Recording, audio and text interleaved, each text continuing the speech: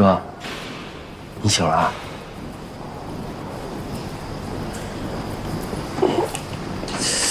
这一大早你盯着我看，是我脸上起什么东西了？没有，我在等你起床呢。喝口水吧，我一直捂着呢，还是温的。谢谢。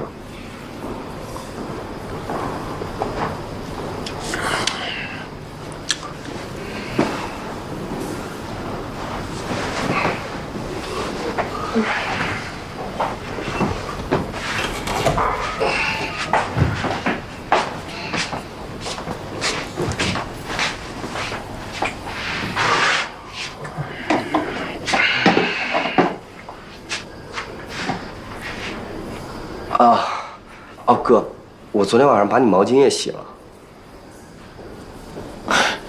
行，这小子脑子没坏，还知道咱这儿该巴结谁。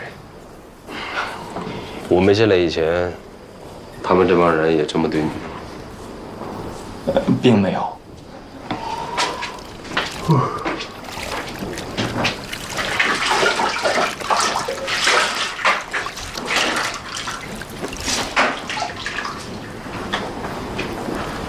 说说吧，为什么总把我做事儿？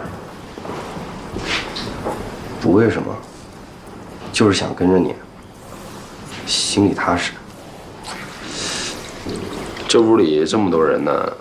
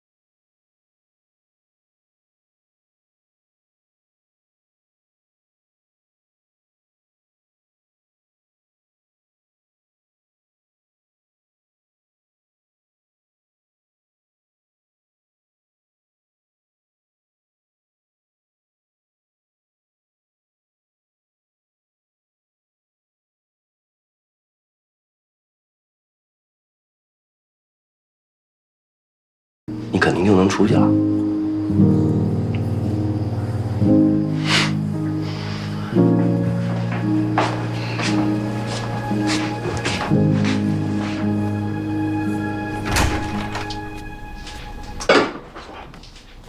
老冯，你看新闻了吗？什么新闻啊？说严谨6年前还杀了一个人。这都什么乱七八糟的？来，先喝碗汤。现在网上都说是严谨6年前杀了他的拜把兄弟，还说他妹妹联合了大律师沈立言一起赢了官司。网友都说这事有猫腻。你说这网友也真够八卦的，这把6年前那个都扒出来了。哎，他们这么造谣就不怕违法呀？那严谨到底有没有杀人啊？当然没有啊！这6年前那已经破了，那个凶手已经枪毙了，严谨是清白的。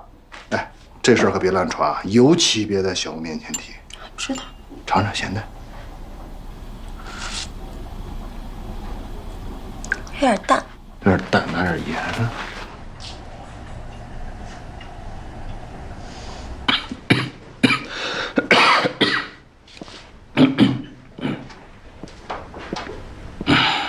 什么呢？这简直是胡说八道！就是因为现在的网络暴力一点成本都没有，这帮人才会如此嚣张。哎呦，我说了不让你看，不让你看，你还非得看。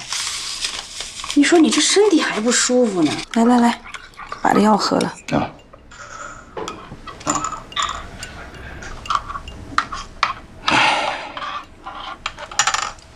这严家也真是够倒霉的，总摊上这样的事儿。也不知道严慎那边怎么样。哎呦，你就放心吧，只要严谨他是清白的，严慎肯定没问题啊。你别忘了，当年啊，你急得心脏病都复发了，这关键时刻还是严慎发现了警方调查细节出了漏洞，才让真凶张国强露出了马脚嘛。我知道了，忙你的去吧啊！别太上心了啊。哎。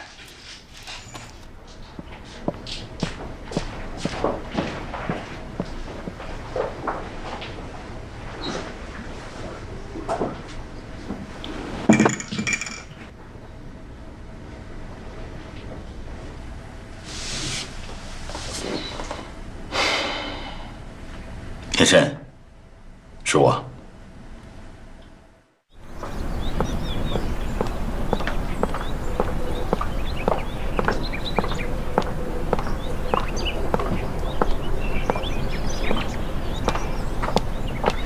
来了，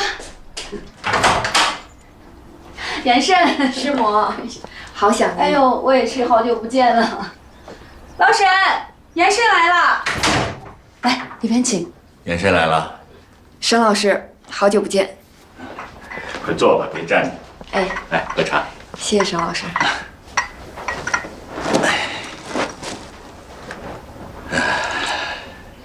最近休息的不好，还行。开庭日期定下来了吗12号。啊，看你都累成这个样子了，案件进展的不顺吧？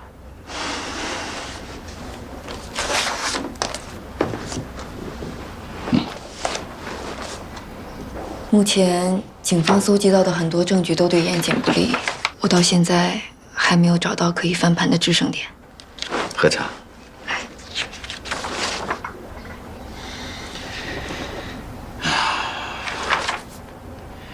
依我看，这个案子很有可能要像当年那样打一场持久战。你和严谨要做好心理准备啊。我哥因为做卧底，已经在里面吃了很多苦，我不能再让他受委屈。况且，我父母现在身体都不好，就算我哥熬得住，他们也未必熬得住。所以我必须竭尽全力打赢这场官司。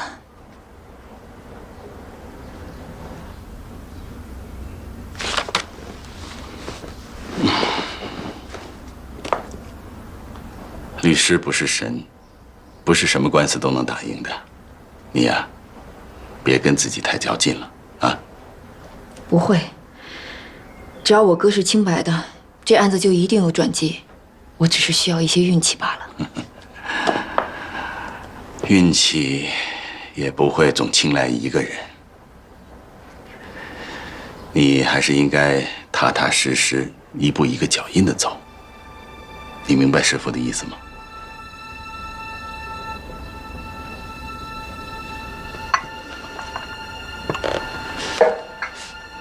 最近网络上是闹得很凶，虽然都是一些谣言，但我觉得你还是有必要去压制一下。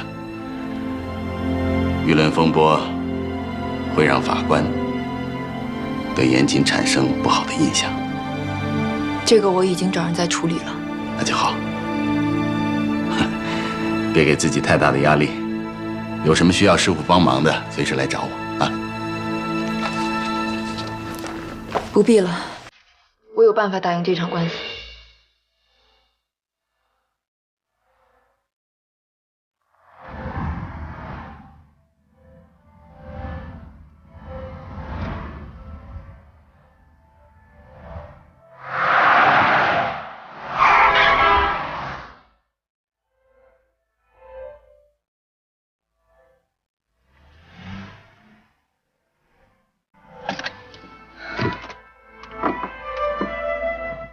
这桩官司，哪怕换做我，也不一定能赢。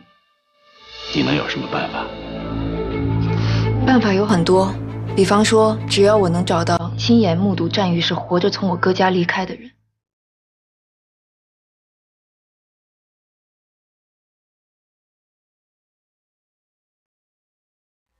深啊，你这样做，非但打不赢官司，还有可能把自己给陷进去。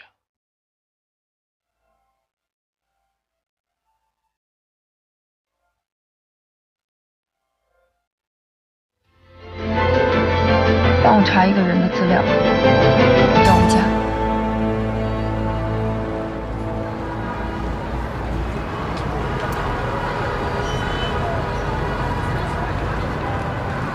真是多亏你了，王大夫，不然我还不知道要躺多久。陈警官太客气了，主要是您爱人照顾得好。我这不是没办法吗？总让我摊上了，我又不能跟他离婚。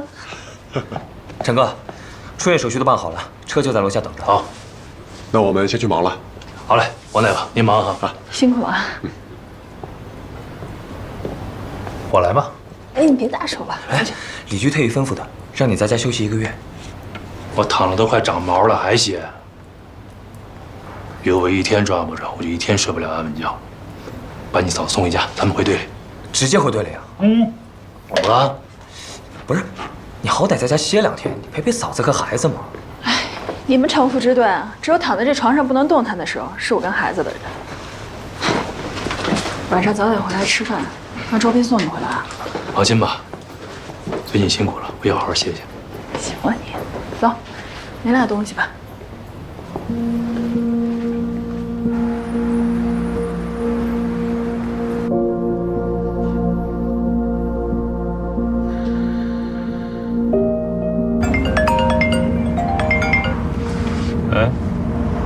出院了吧？啊，没事了都。我这边太忙了，就不过去接你了。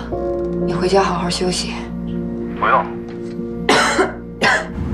怎么感冒了？吃药了吗？没事儿，小欧给我带药了，放心吧。啊，哎，还有几天严谨的案子就开庭了，你那边准备的怎么样了？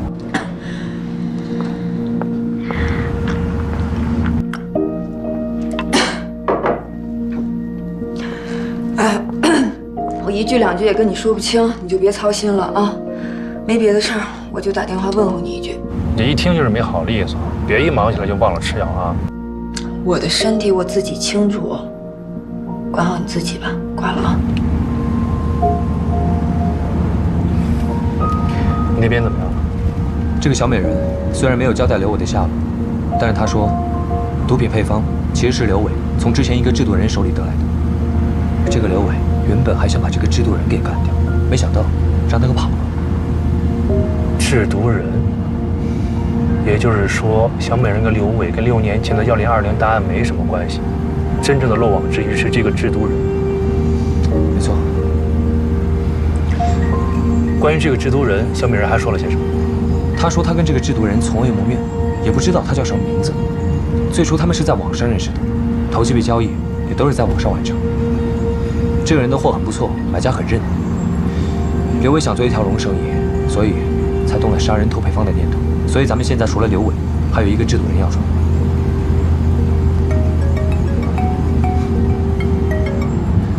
喂，有个疑似刘伟的可疑人员在广西边界的小县城出现了，立刻调取探头资料，确认嫌疑人身份，派人跟进，必须盯紧了啊！广西与越南交界，看来他是想逃到东南亚。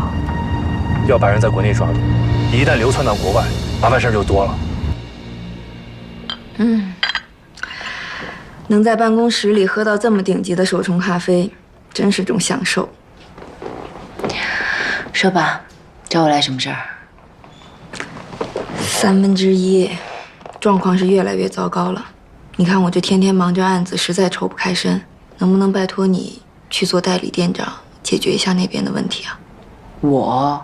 对呀，你本来就是做生意的，能把似水流年打理得那么好，肯定没问题啊。可是打理一个小咖啡馆和那么大个餐厅是2码事儿，我怕我应付不了。总比我这个对做生意一窍不通的人强吧？你也知道，1/3对我哥来说有多重要。不管案子的结局怎么样，他都不希望1/3会垮掉。1/3不会垮掉，严谨一定会回来。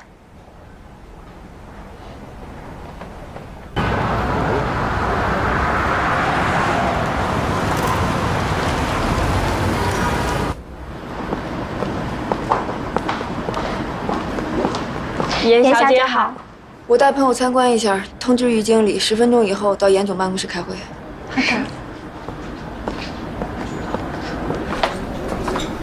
除了这个能容纳将近100人的大厅以外，楼上还有20多个包间，人均消费都在800以上。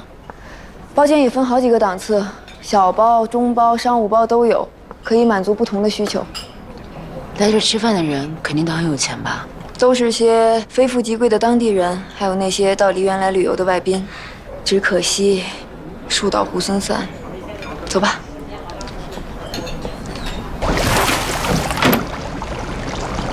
这边就是咱们的水产区。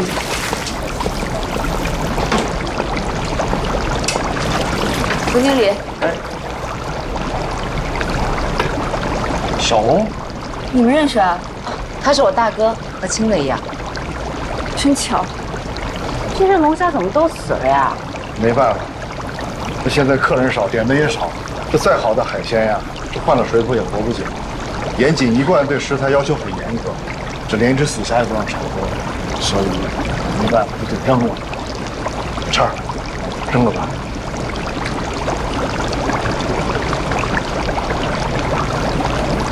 走吧，小欧，到办公室说。王大哥，你先忙，我先过去一趟。哎，行，你忙啊。哎。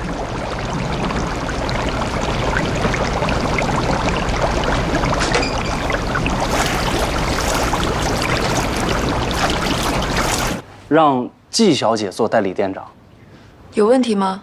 小欧是我和严总的朋友，又有多年经营咖啡馆的经验，我相信他可以帮1/3渡过难关。可是什么？有话就说。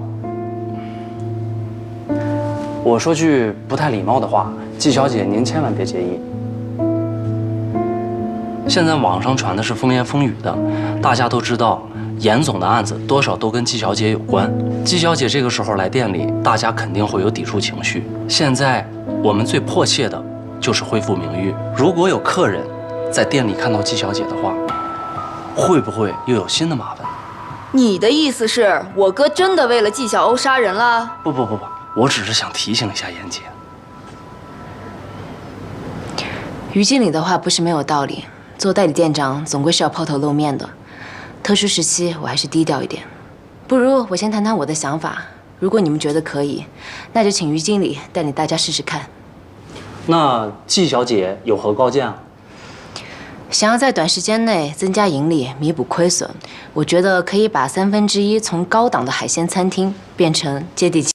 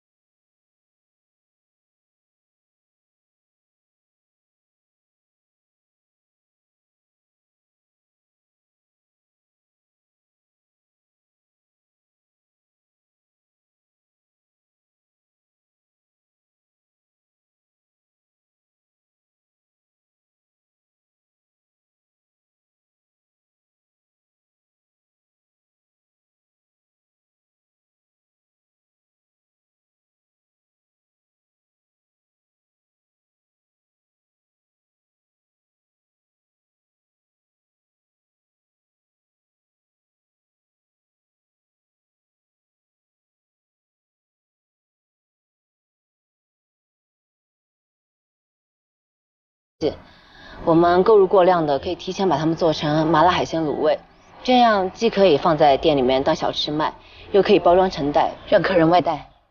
立刻让各部门经理集合开会，我要隆重推出我们这位代理店长。于经理说的话还是有道理的，我还是别冲在前面，一切由于经理去办，我就在幕后做做军师，实在需要我的时候，我再过来帮忙。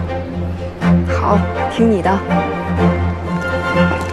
这是严谨办公室的钥匙，你拿着。这个不太好吧？于经理他们在前线打仗，你总得有个后方指挥中心吧？严姐说的对，如果有任何情况的话，我就来这儿跟您一块儿商量。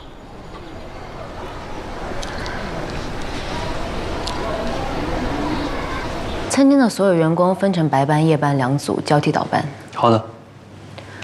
哦，今天让人去赶制夜宵大排档的海报，然后招募早餐合作团队，争取2天内就把大排档给推出去。没问题，我现在就去安排。季小姐，您……啊，我可以在这儿单独待会儿吗？那我就先不打扰了。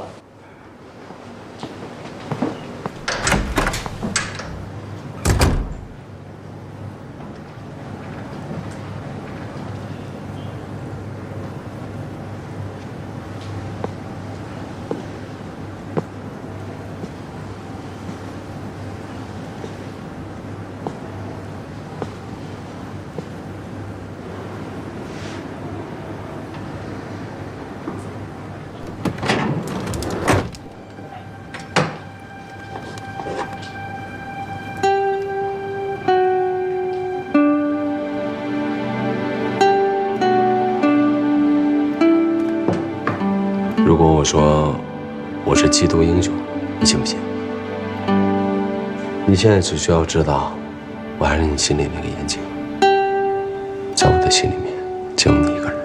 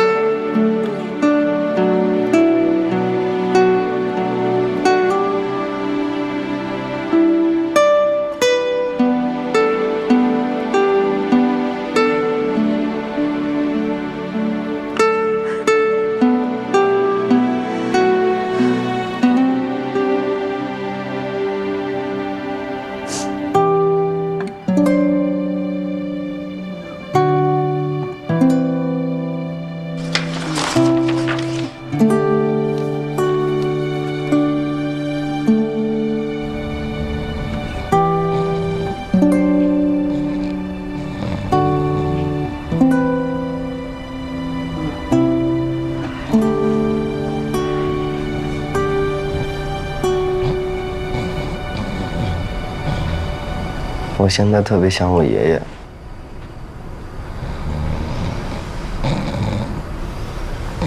不知道他现在过得怎么样，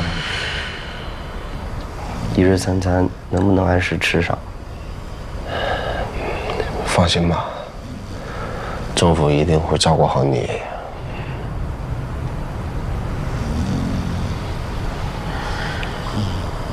哥，你心里有惦记的人吗？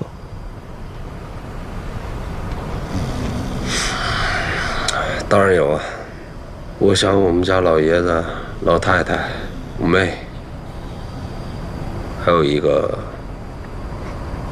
我这辈子都忘不了的姑娘。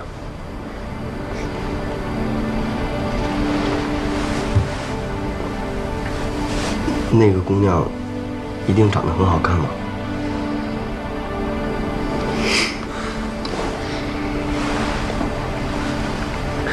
你出去以后会娶她吗？你个小屁孩儿，哪来那么多问题？睡觉。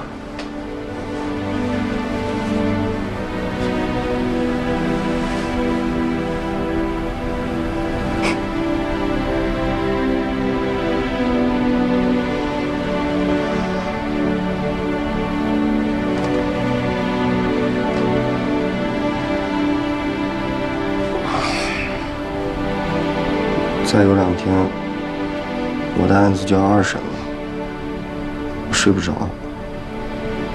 律师怎么跟你说的？他说，已经尽力了。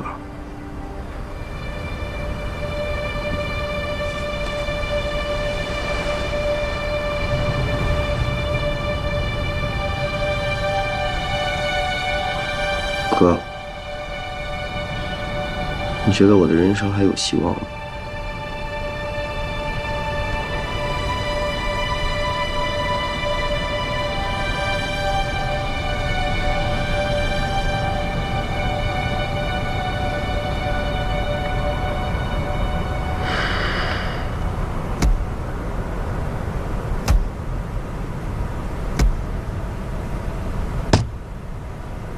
恨我自己，恨我自己，我恨我自己。为什么要杀他？马丽，我为什么要杀他？我就是个傻子。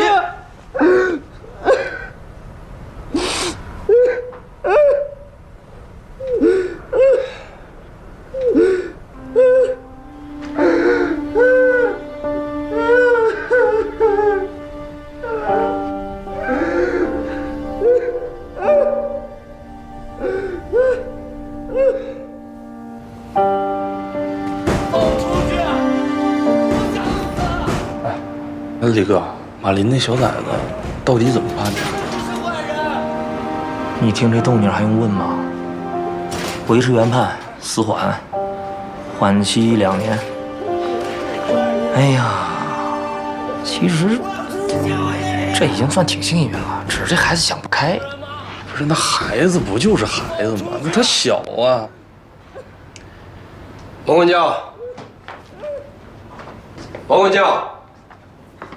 王管教，什么事儿啊？马林他怎么样了？马林的状况很不好，再这样下去肯定会出事儿。我能不能申请安抚他一下？他认我当哥，他听我的话。有人吗？放我出去！我不想死！我不是坏人，我真的不是坏人！我不是坏人，我要出去见我爷爷！放我出去！我不是坏人，我不想死！阿丽，你哥来看见了。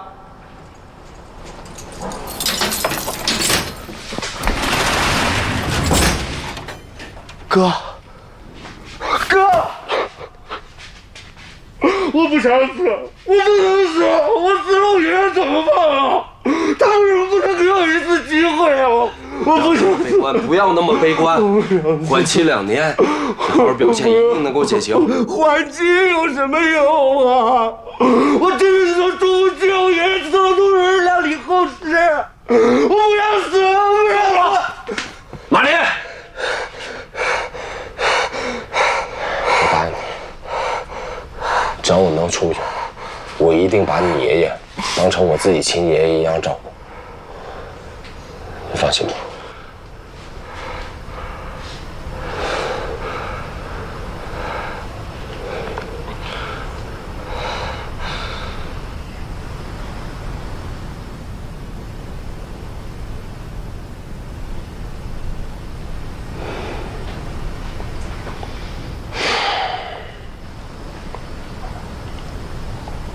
哥，你知道吗？其实我也有一个很喜欢的姑娘，她叫曼曼。出事之前，我约她一起看过电影，但是那天我忘记给她买花了，答应回头补给她。现在也没机会了。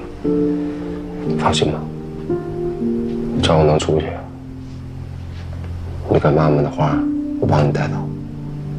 你说的话我也会带到。不用了，哥，我还是让他早点忘了我好。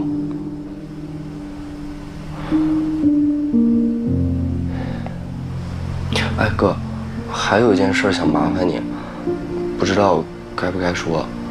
啰嗦，说，别跟我爷爷说我被判刑了，就跟他说我出国打工赚钱了。行，以后每个月20个他会结，我就说那是你的工资。严姐，时间差不多了，该走了。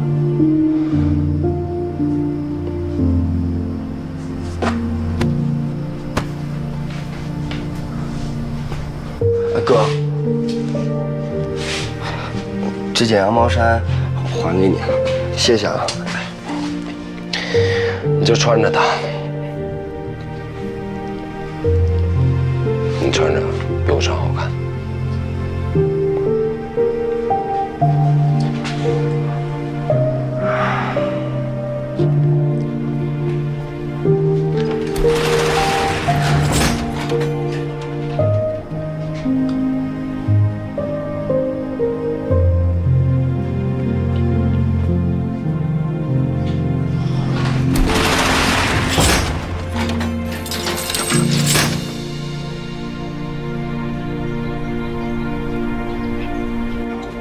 你可真是季大胆，1/3那么大的餐厅你都敢接啊？我不管谁管呀，严胜天天为了严谨的案子忙得觉都没法睡，我必须支持他。不过1/3海鲜大排档，听着倒是不错。需要我帮忙吗？当然需要，赶紧在你万能的朋友圈帮我宣传一下，让你亲朋好友去那儿宵夜，打5折。没问题。不过你就打算穿这身去吗？怎么了？我说你什么好啊？不是所有人都能透过现象看本质的，人靠衣装马靠鞍，你懂不懂啊？那种大门面，你不穿的体面一点，他们肯定不会服你的管。我不靠那些，我这样挺好的。挺好什么挺好？我要是不帮你打扮，你就成没人管的灰姑娘了。正好最近我在唯品会收藏了几个牌子，都有折扣，我帮你选一套。不必了吧？少废话，下单了啊！要把钱转给我。我告诉你，这事你必须得听我的，不能让他们那些人瞧不起自己。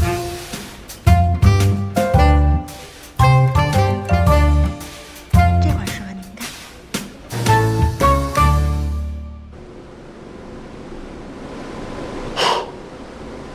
一看你就没有好好睡觉，粉底都盖不住你的黑眼圈。知道哪天开庭了吧？还有3天。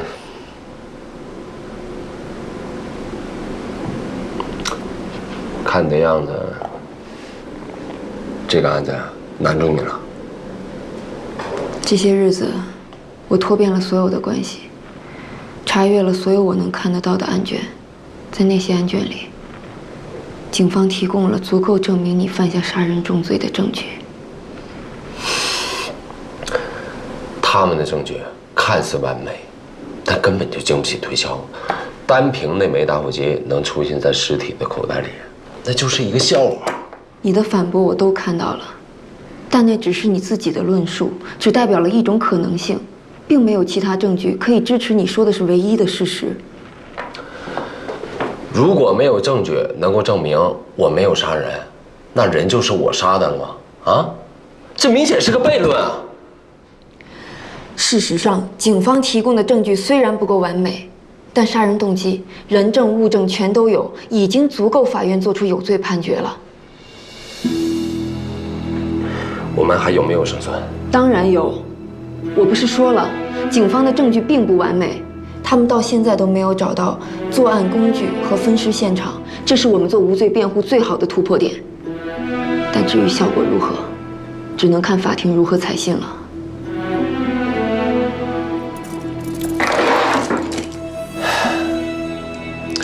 只能等庭审了吗？除非真凶能在3天之内出现，但这显然是不可能的。我是被冤枉的，赵廷和胡一他们凭什么啊？抓不到刘伟就要判老子死刑？我不会满足他们，我要上诉。哥，我相信你没有杀战宇，你也要相信我。不管那个刘伟能否在短期内被捕，我都不会让你出事的。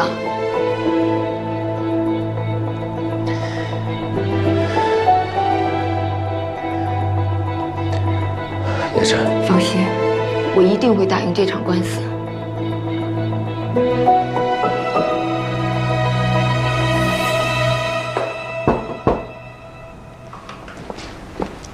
严律，有您的快递。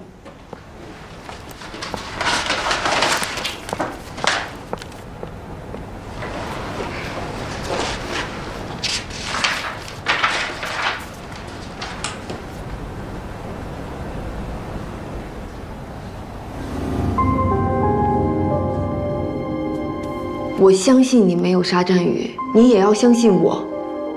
放心，我一定会打赢这场官司。这样的官司，就算换做我，也未必能赢。只要我能找到亲眼目睹战宇是活着从我哥家离开的人，你这么做非但打不赢官司，还很有可能把自己陷进去。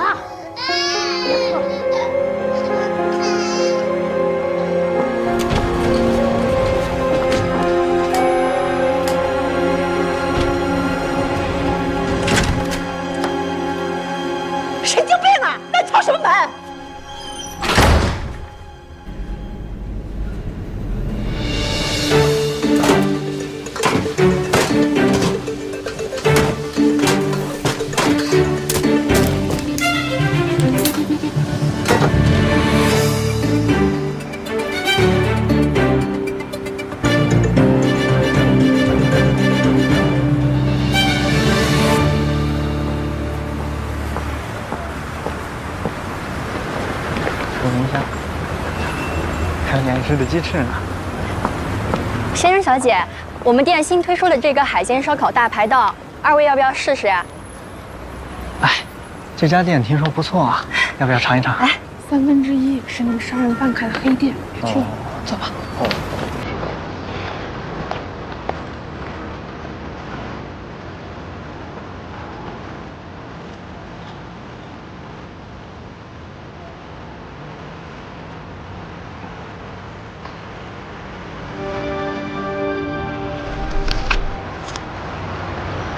于经理，我在。现在立刻派人去路边拉客，进店的前20位顾客免费用餐。免费吃啊？不是，季小姐，咱们的定价已经在赔本了。中国人喜欢热闹，从这经过的人之所以不敢进来，就是因为看到里面没人。请这20位客人吃饭，虽然是在赔钱，但也是给我们制造人气，这个钱花的值。好，我试一试。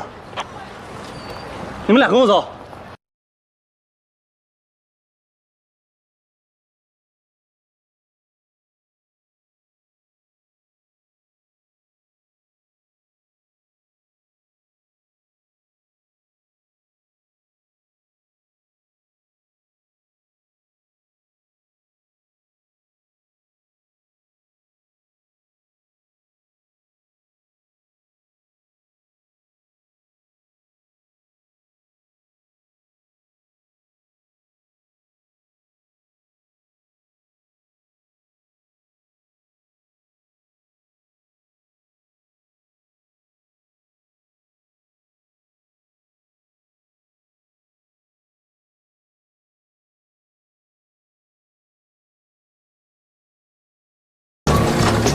哎，陈老板，有日子没见你了啊！前段时间出差啊，刚回来。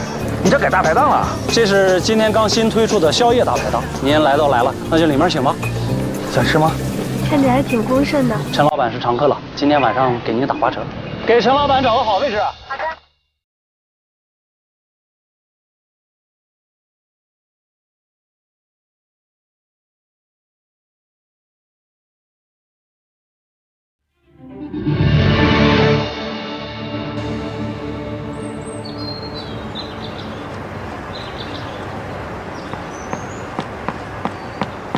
小姐，我们的店面和人工费用全部都回来了，还余下5000多，第一天能有这个成绩已经相当不错了。而且今天还来了2个老顾客，都是严总的朋友。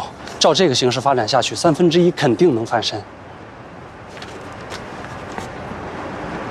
那接下来的事情就交给于经理您了。从今天开始，我就不再过来了。可是，严姐都让我听您的安排啊。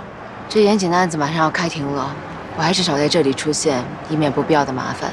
如果店里有什么情况，咱们随时联系。好的，回见。娇姐，谢谢您，严总一定能平安回来的。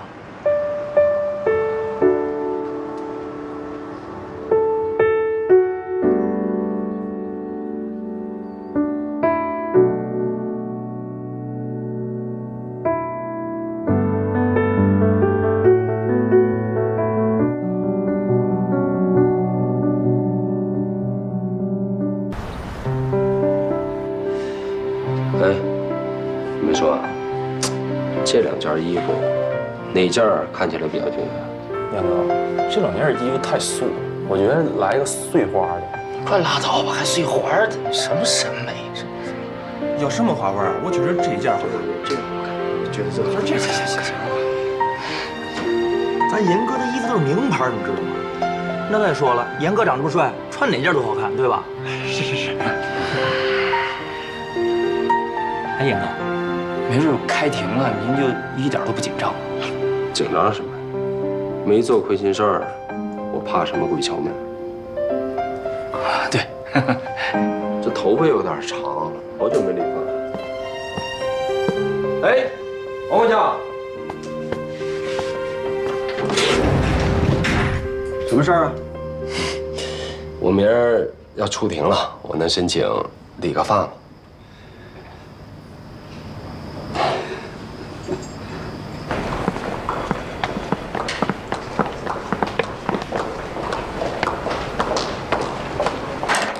说来说去都只是被动辩护，你们还能说点别的吗？姐，我们都知道你特别着急，但是明天就要开庭了，你现在需要的是休息。你们先出去吧，我想一个人静静。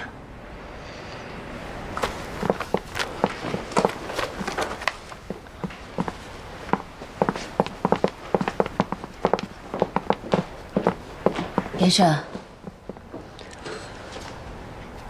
小欧，你怎么跑过来了？明天就要开庭了，给你打电话有没有接？就想过来看看，吃点东西吧。你别麻烦了，我没胃口。你这几天茶饭不思，休息也不好，明天上庭了，不怕严检看到心疼啊？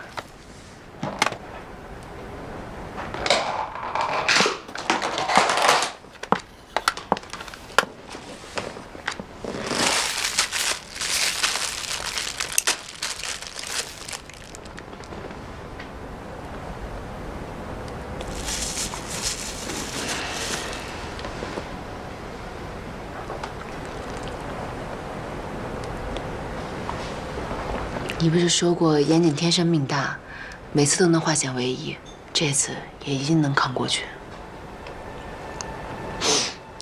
不一样，这次真的不一样。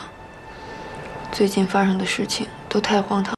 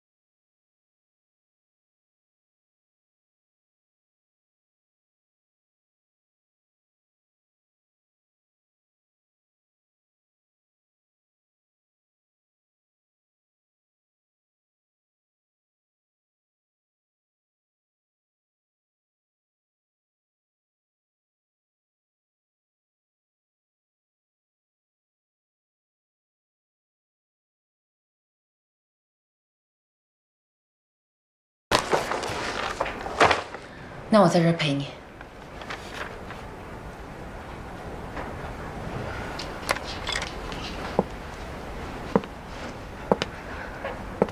先把这碗粥喝了。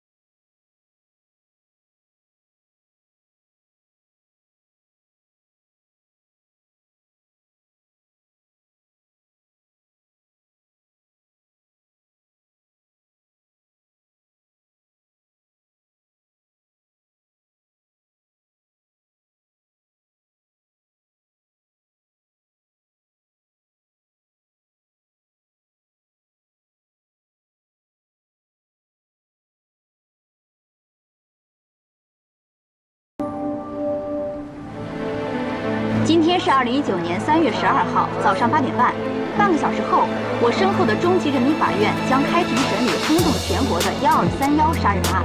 本案的被告是本市著名企业家严谨，一个曾经的武警特战队员，昔日的优秀缉毒警察。而本案的受害者是一名风华正茂的在校大学生。严律师的车来了，车来了。严律师，警官对现在这种关系有信心吗？严律师，为自己的汽车工作做辩护，请问和以往其实有什么不同？请回答一下吧。严律师，请回答我的问题。之前我们不会回答任何问题的。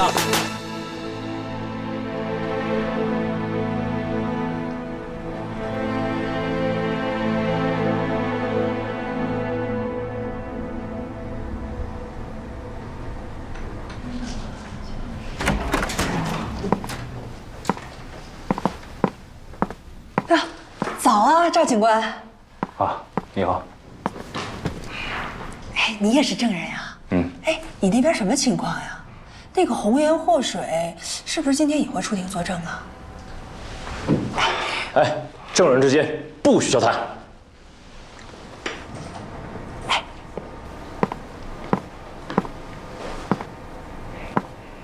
来了，哎，坐。这还有5分钟开庭，证人纪晓怎么还不来？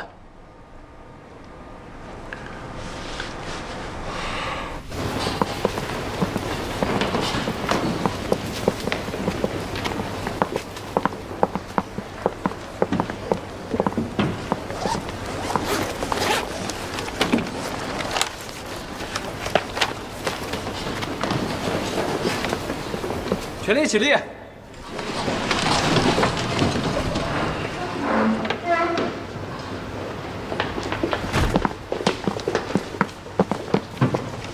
全力请坐。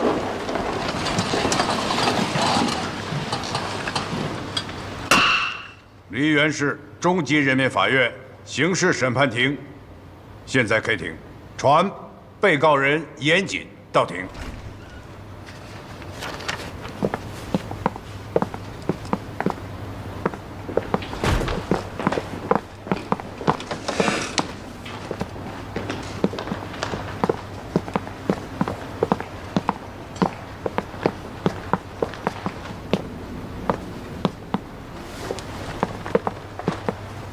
首先进行法庭调查，先由公诉人宣读起诉书。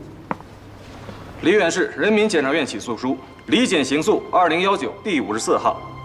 经依法审查查明，2018年12月31日21时许，被害人战宇前往梨园市明湖公馆5号楼8002号被告人严谨家中，两人发生激烈争执，被害人战宇中毒后，被被告人严谨捂住口鼻，并最终导致死亡。而后，被告人严谨设法避开小区监控，用垃圾桶将被害人运出了明湖公馆，用事先准备好的车辆将被害人战宇运到郊区，于2019年1月1日晚11时左右进行分尸，随后进行了分散抛尸。被告人严谨非法剥夺他人生命，其行为触犯了《中华人民共和国刑法》第232条之规定，涉嫌故意杀人罪。犯罪事实清楚，证据确实充分，应当以故意杀人罪追究刑事责任。梨园市人民检察院检察员王勇、刘颖、毛伟良。被告人严谨，你对公诉人宣读的起诉书是否有异议？有哪些异议？案发当晚，我确实与被害人有过肢体冲突，但我没有杀害他。我亲眼看到他从我家离开。也就是说，你否认杀害了战宇？是的。你杀了我儿子，你还不承认？曾经就是不过，我儿子才22岁，我为什么？为什么？肃静！你想不想要？肃静！请被告人坐下。下面由公诉人向被告人进行讯问。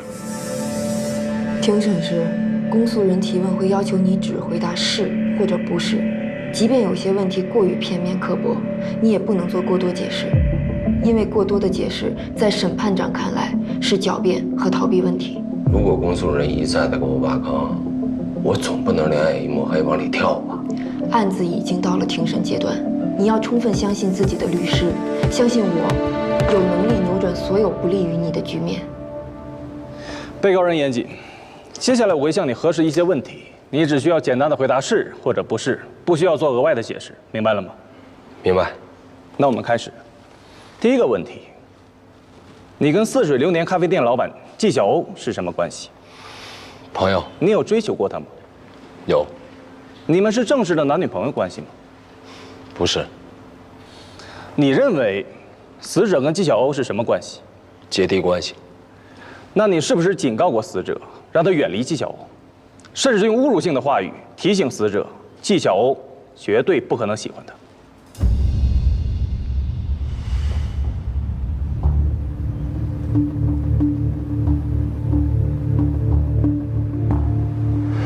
是。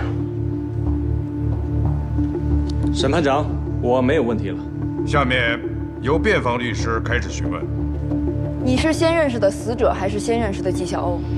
所谓的认识，相差不到1天，但遇到纪晓欧在先。你对纪晓欧是一见钟情吗？算是。那纪晓欧对你呢？最开始，他并不太喜欢我，对我有很多误解。但后来我用我的真诚感动了他。那你们为什么没有在一起？因为当时我作为警方卧底，调查103贩毒案，为了不让纪晓欧受到牵连，我是故意远离他。你认为死者喜欢纪晓欧吗？喜欢。纪晓欧喜欢死者吗？必然不喜欢，他把死者当成弟弟。那你警告死者远离纪晓欧，是因为你知道他的毒贩身份，不想让纪晓欧被他欺骗，是吗？你说谎！我儿子不可能贩毒，我儿子不可能贩毒，不可能！为什么？为什么？不可能！是的。你曾经是缉毒警，破获过很多大案要案，你是不是特别憎恨这些毒贩？是。你亲眼见过 KK 在酒吧街卖毒品是吗？是。你对死者贩毒行为非常的憎恨是吗？是。你在对死者非常憎恨的情况下，还去帮助死者的母亲是吗？在宇他贩毒有错，但他母亲没有错。你帮助死者母亲根本的原因，是因为你想让纪晓鸥喜欢你，是吧？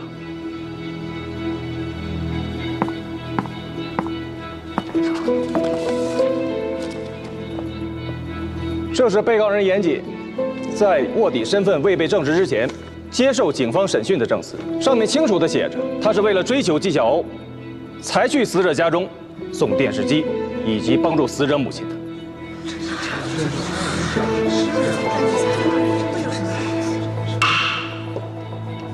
书记，辩护律师对此有没有异议？没有。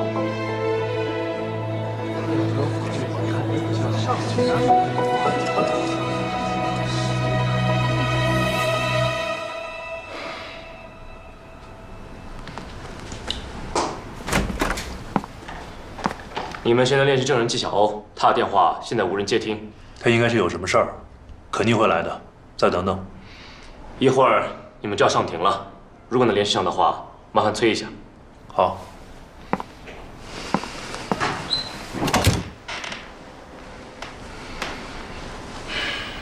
对不起，您拨打的用户暂时无法接通。没人接吗？纪晓鸥不会出什么事儿了吧？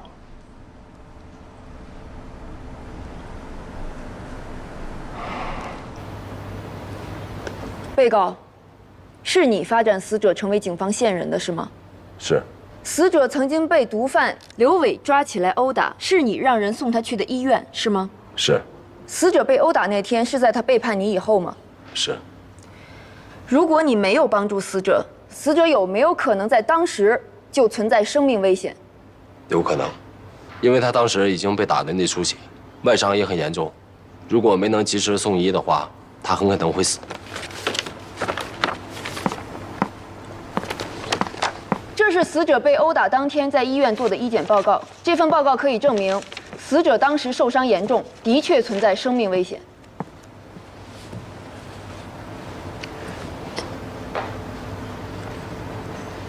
既然你痛恨死者背叛了你，那么你为什么又要救他？在宇需要接受的是法律的制裁，在法律没有制裁他以前，我作为警方的卧底，有责任也有义务解救的。死者曾经出卖过你，导致你的发小好兄弟程瑞敏重伤昏迷，你也因此在某西餐厅殴打过死者，并恐吓绝对不会放过他，是吗？是。但我并不是真的要杀他，那就是一个气话。请播放一下录像。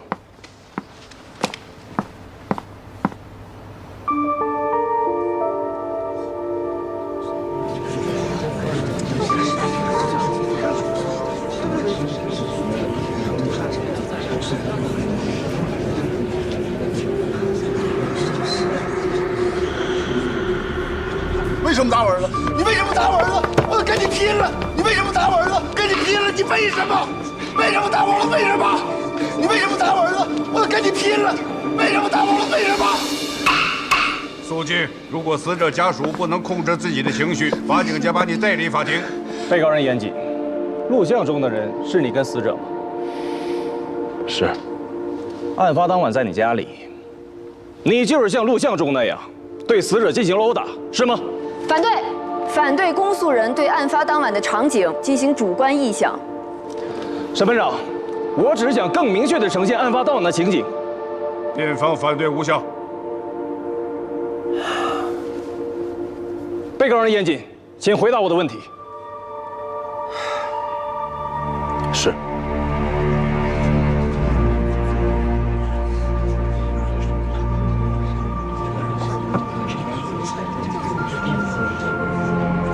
快跨年夜当晚，死者是活着离开你家的吗？是。你的打火机是死者临走前拿走的，是吗？是。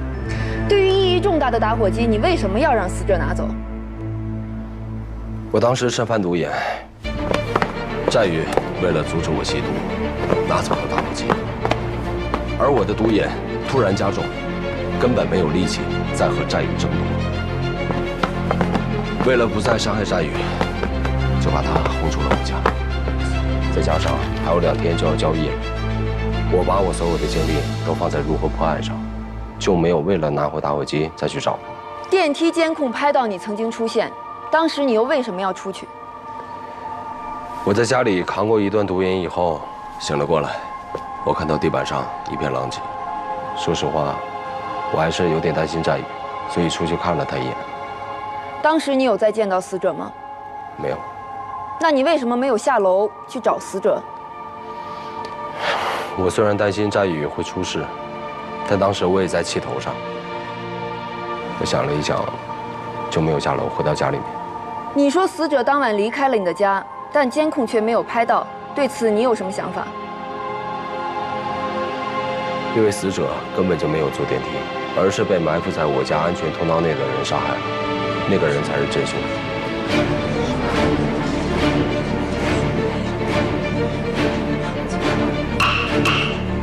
肃静。我猜测，那个真凶本来是要杀我的，战宇的突然出现，破坏了他的整个计划，才不幸遇难。至于死者为什么会出现在我家的安全通道，又是如何被杀并运出小区的，我也想不通。请说出你的怀疑对象。刘伟。最后一个问题，你是什么时候得知被害人战宇遇难的？1月10号，从刑侦支队副支队长赵廷辉那得知的。沈班长，我的问题完了。前5章是警方在你家里和你的衣服上发现的被害人血迹，最后1章是被害人手指甲缝里的皮屑组织，经鉴定与你的 DNA 相符。对此你有什么异议？没有。当晚是你先动的手吗？是。死者有没有向你还过手？没有。死者在你家里受伤倒地后，有没有出现过短暂的昏迷或者意识不清晰的情况？没有。你衣服上的血迹是怎么留下的？战宇受伤以后曾过来抱着我，阻止我吸毒，血就是那个时候蹭上。你确定是这样吗？这些血迹，难道不是你背着死者离开你家的时候蹭到你衣服上的？反对，反对公诉人进行没有证据的猜测。反对有效，被告人可以不做回答。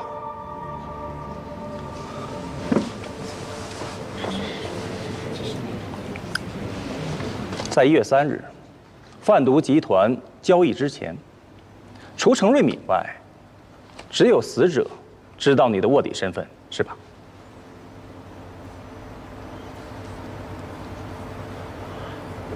是。死者当晚的出现，你有没有担心过他会再一次搞砸你的卧底行动？有。那你有提醒过他吗？没有。你没有警告死者，是不是因为当时你已经杀掉了他？我都跟你说了，我没有杀他。死者离开后，你都做了什么？我在家里面撑过毒瘾，我就睡了。有谁可以替你证明？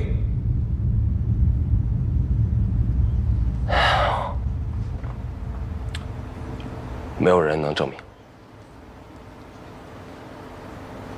你对你小区的监控盲区是否清楚？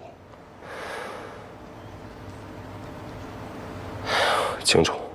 好，我再问最后一个问题：武警特战队格斗训练第一课就是解剖学，你们要对人体非常的熟悉，方能准确无误地给对方以相应的打击。你作为退役武警特战队员，是否有能力对尸体进行肢解？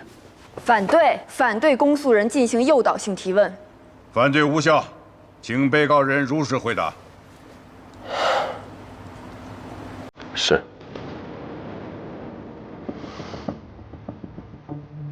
下面进入举证质证环节，请公诉人和辩护人分别对证人进行询问。你和被告是什么关系？发小、战友、兄弟。发展死者为警方线人是你的主意，还是我当事人的主意？最初是严谨的主意，但詹宇一开始也没有真心要跟警方合作，我也曾试图放弃过他，但严谨还是坚持要我给他机会。在严谨担任卧底期间，是否对纪晓欧和詹宇之间过于亲密的交往产生过吃醋行为？行为上没有，心理上有。在严谨无法接近纪晓欧的那段时间里，他是嫉妒詹宇，但他不会因为感情受挫而伤害他人。你是否看到被害人走出过嫌疑人的家门？没有。那天晚上，你一共出了几次门？2次。第一次我去敲他的门，警告他们小点声，但我敲了半天门也没人理我。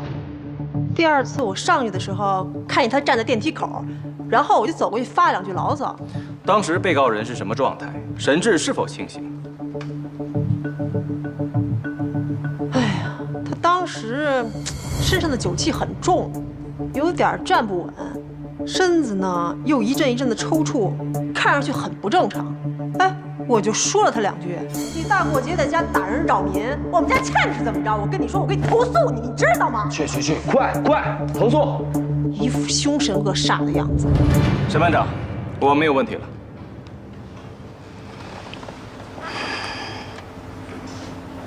沈班长，我也没有问题。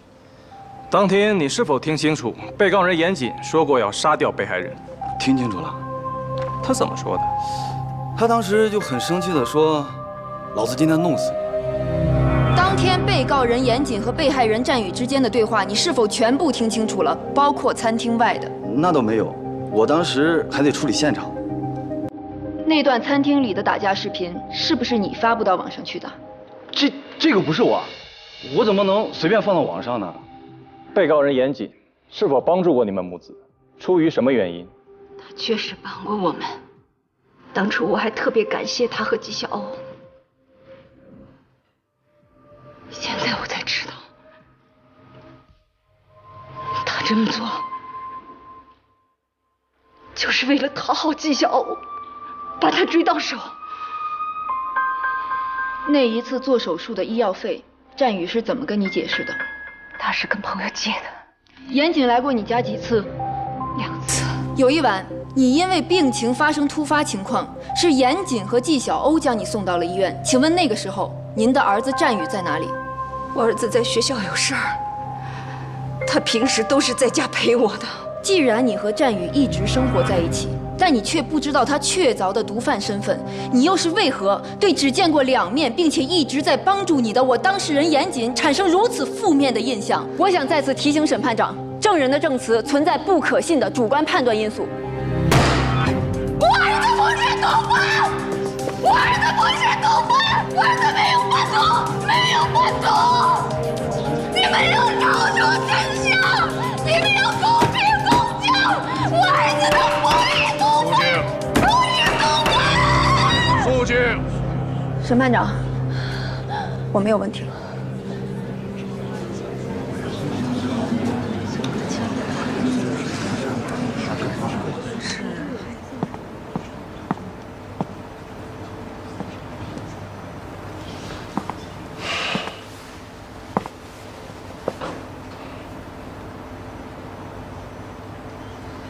请问赵警官，你和纪晓欧是什么关系？反对，此问题与本案无关。审判长，我的问题很重要。辩护人继续。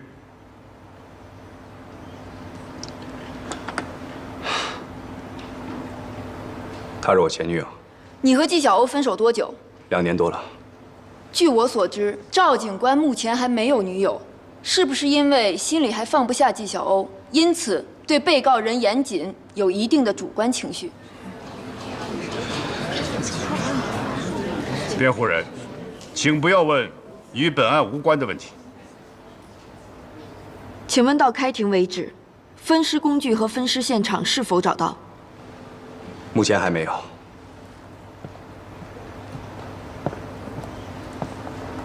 请出示照片。第1张照片是我的当事人严谨被电梯内的摄像头拍到的画面，他曾经在电梯口停留，但未上电梯。第2张照片是凶手推着装有战宇尸体的垃圾箱走出小区的画面。请问赵警官，我说的对吗？没错。经过警方调查，真正杀害战宇的凶手是不是这个穿清洁工衣服的人？是。警方判断严谨就是这个清洁工，是通过他们的体貌特征吗？是的。也就是说，除了体貌特征外，警方并没有确凿的证据来证明我的当事人严谨就是这个假扮清洁工的人。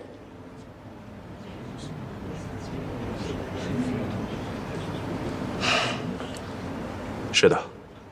谢谢，审判长，我暂时没有问题了。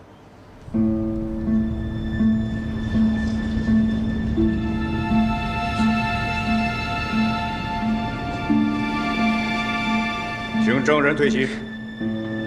先生到底要说什么呀？我心里发火。别急，别急，还没完呢。等等，别急啊。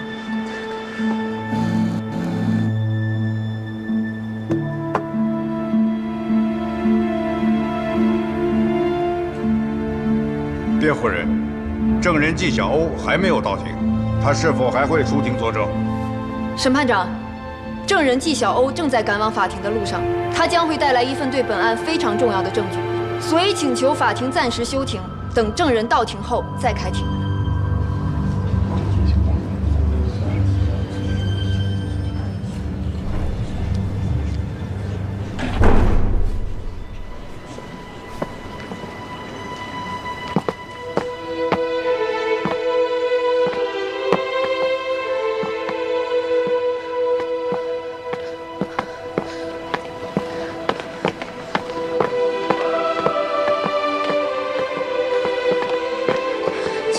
辩护律师。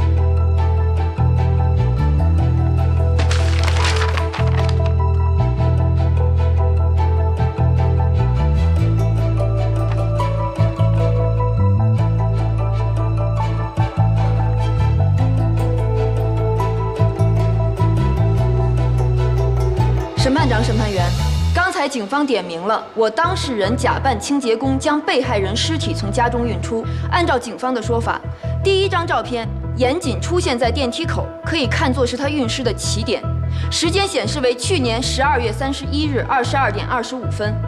到达第二张照片所在地的时间为22点40分，期间的时差是15分钟。也就是说，在这15分钟内，我的当事人需要从居住的8楼下到地库，沿着地库盲区的路线走，然后再来到清洁工出现的位置。对此，我们有很大的疑问。大家不要忘记，我的当事人当时有毒瘾在身，并且当晚没有吸食过毒品，在体力和意志力都很薄弱的情况下，他能否在这短短的15分钟内从居住的8楼来到清洁工被拍摄到的位置？对此，我们特意做了一个实验。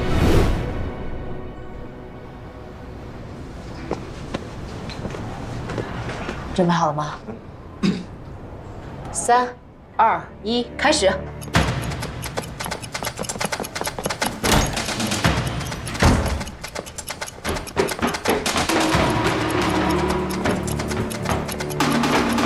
因为时间有限，我们找了一个身形和体能都跟严谨相似的人来协助我们做实验，也就是画面中的男士冯卫星。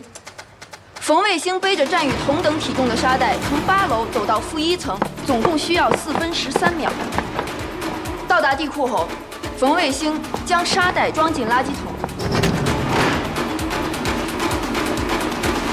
换上清洁工的衣服和鞋子，需要3分20秒。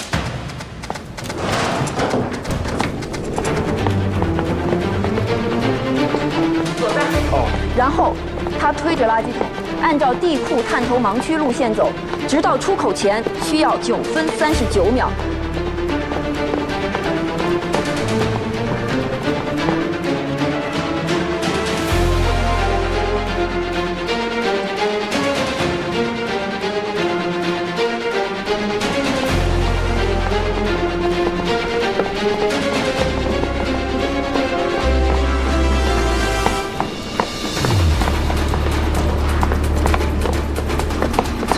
出口，再走到清洁工被拍摄到的路灯位置，又花费了60秒。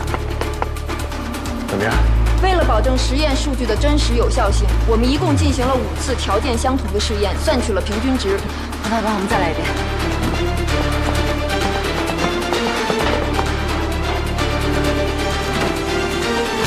最后，所有时间数据相加得出的结果为18分02秒。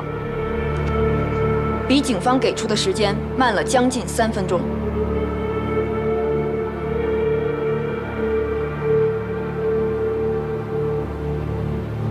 也许有人认为这3分钟并不足以说明什么，但我想说的是，这位测试者也曾经做过缉毒警，受过专业的训练，而且他本人常年坚持跑步，在体能和敏捷度上都远远强于严谨，他只会比严谨更快。如果连他都达不到视频中的速度，那么被毒瘾缠身的严谨就更不可能。所以这个实验就充分证明了严谨不是当晚的那个清洁工，也就证明他根本就不是杀害战宇的凶手，凶手一定另有其人。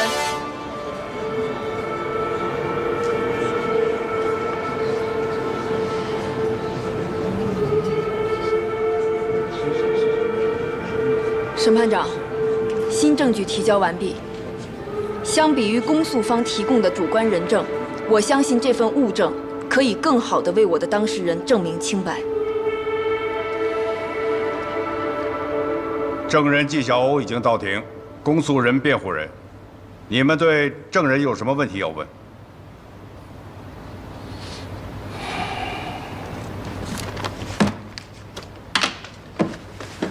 审判长，我没有问题了。证人纪晓欧，请问你和死者战宇是什么关系？他是我咖啡馆的员工，我们一直情同姐弟。那请问，你和被害人战宇以及我的当事人严谨之间是否存在三角关系？从不存在。严谨和战宇从来就不是情敌关系。在我和战宇最后一次见面中，他曾亲口告诉我，严谨是好人，让我不要误会他，而他也会做一个让我觉得骄傲的弟弟。在我的理解里，战宇已经做好了要与严谨配合，甚至自首的准备。至于我和严谨，我们从来都没有正式的确立过恋爱关系，但是我从始至终爱的人都是他。只有我知道，在这个过程中，他吃了多少苦，受了多少委屈，他曾经是多么努力的想要救战宇。我相信他是清白的，也相信法律一定会给予他最公平公正的判决。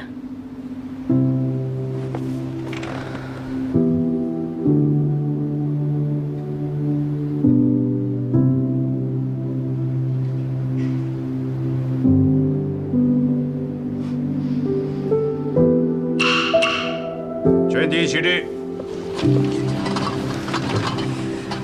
对于辩护方提供的最新视听资料证据，本院将进一步调查核实，择期宣判。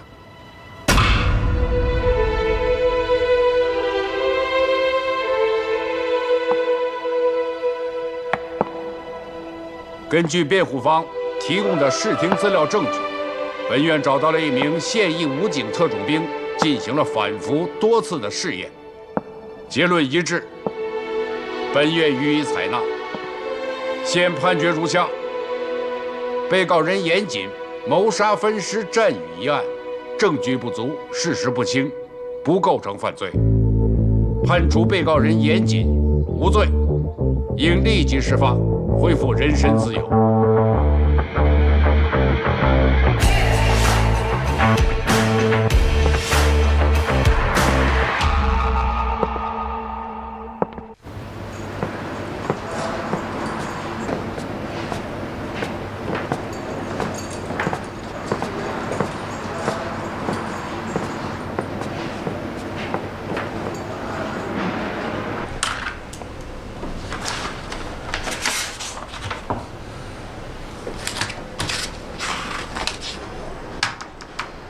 我打火机呢？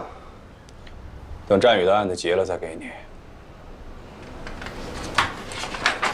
这个破地方，老子算待够了，以后再也不来了。那可真说不好，不定什么时候发现新的证据，咱俩又得在审讯室见面了。配合警方破案是每个公民的义务。如果你有什么需要帮忙的，尽管叫我。不过，这应该是赵警官第一回抓错人吧？我也能够理解，人在高压之下很容易犯错。我很荣幸成为您的第一回。看来你后面的压力就要大了，全国人民都等着你抓到真凶呢。这是我分内的事儿，也就不劳你操心了。但有件事我得提醒你啊，案子结之前，你是不能擅自离境的。我明白。回头我跟小欧的蜜月旅行就定在新疆的喀纳斯。我听说那儿的景色不比欧洲差呀。手续办完了，赶紧走吧。好，那咱们俩再也别见。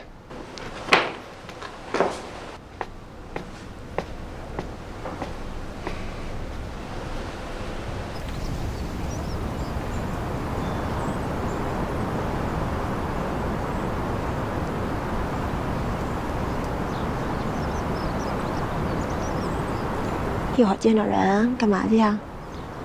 打个招呼，各回各家，各找各妈呀，还能干嘛去啊？别装了，你在法庭上说那些话让我都起鸡皮疙瘩了。这么久没见，是不是得干柴烈火呀？你瞎说什么呢？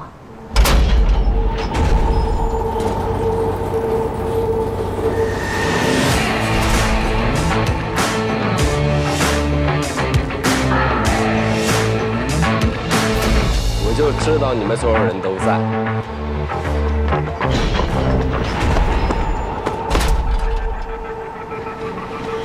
这世界上没有我，是不是太无聊了？你别说，没你这评审，我还真挺不习惯的。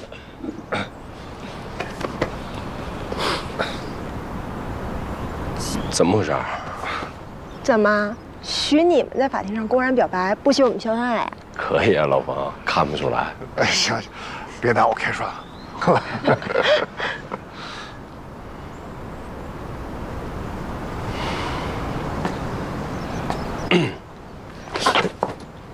怎么了？那天我就在法庭上看你一瘸一拐的，发生什么事儿了？没事儿。什么没事儿啊？他为了你做实验拍录像，摔了特别惨的一跤，爬起来就跑，这都是为你啊，妍姐。冯大哥夸张了，就一点小伤。这怎么能是小伤呢？妍姐，你看我们家小欧都被你伤成什么样了？今天当着大家伙的面儿，你得表个态吧。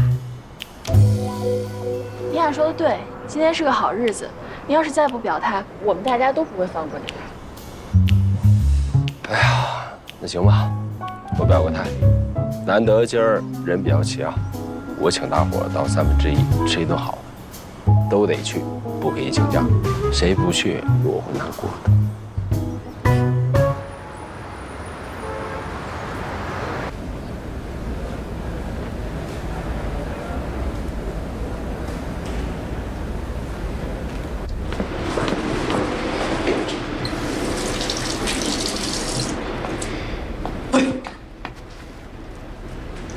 躲什么呢？往哪儿躲了？我是真的要上厕所。刚才餐厅员工欢迎严谨的时候，大家都在那儿喊喝喜酒，喝喜酒，把你喊得脸都红了。怎么样，心里是不是特高兴？你有完没完？没完。看看你这脸色，好不容易见到严谨，你也不知道打扮打扮。最近为了这个案子，整天提心吊胆，连大气儿都不敢喘，没有时间捯饬自己。抹口红气色能好一点。我有预感啊，今天晚上严谨没准会有什么动作。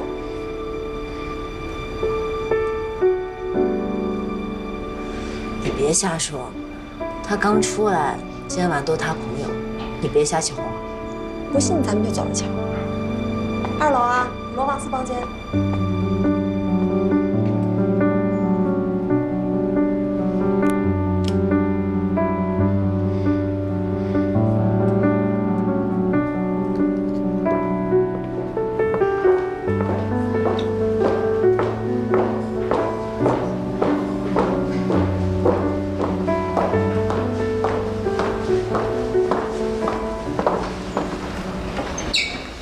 白酒，坐。哎，这是老冯的位子，你坐这边。快点儿。哟，小欧上来了。坐哥，人齐了，坐坐坐。行，那我先说两句。这一年啊，发生了太多的事儿，也不知道从何说起。总之，这大半年，我让大家操心了。这第一杯啊，我敬你们所有人。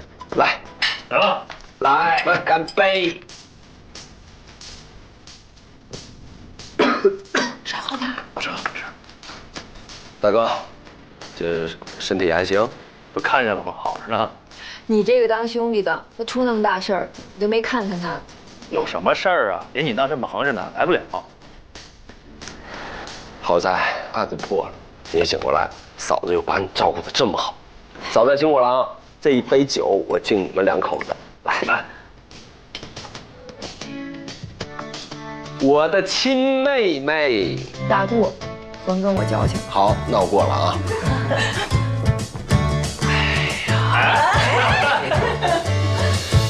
为了核实这段视频，法院找了武警特种部队最优秀的战士去做实验，时间和路线都没有问题，严胜的论点是站得住脚的。如果说严谨不是凶手，那凶手是谁？是他说是这个刘伟吗？目前刘伟的嫌疑最大。严谨说过，这家伙是个亡命之徒，况且禁毒支队到现在都还没有他的下落。但是现在没有证据指向刘伟，这点也挺奇怪的。据严谨所说，凶手的目的不是战宇，就是严谨他自己。且案发前后的时间来看，刘伟就是严谨最大的死敌，而且只有刘伟有足够的杀人动机，且有能力杀死严谨。要说这官司能打赢，不是我一个人的功劳，主要是小欧，是他不放弃，鼓励我坚持到最后，所以你好好谢谢人家。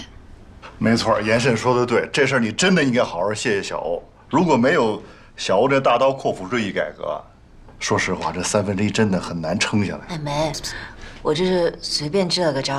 哎，一个一个来，着什么急呀？我这杯酒啊，我得敬老冯啊！你对1/3做的贡献啊，我都记在心里。这真是我应该的。来，咱哥俩干一个。好。那个，今儿人都挺齐的，我有件喜事儿想向大家宣布，我怀孕了。哇！哎呀，这好事儿啊！真怀了？之前问你还一直不说，我这不是想给你们个惊喜吗？老冯，平时看你老实巴交一个人啊，你在生孩子这个事儿上，你是有天赋的，一发就中。这什么呀？这不行！哎，冯大哥太好了，乐乐要有弟弟妹妹了。真的。真的。来，快走。行。那现在我的惊喜说完了，下面该严老板了。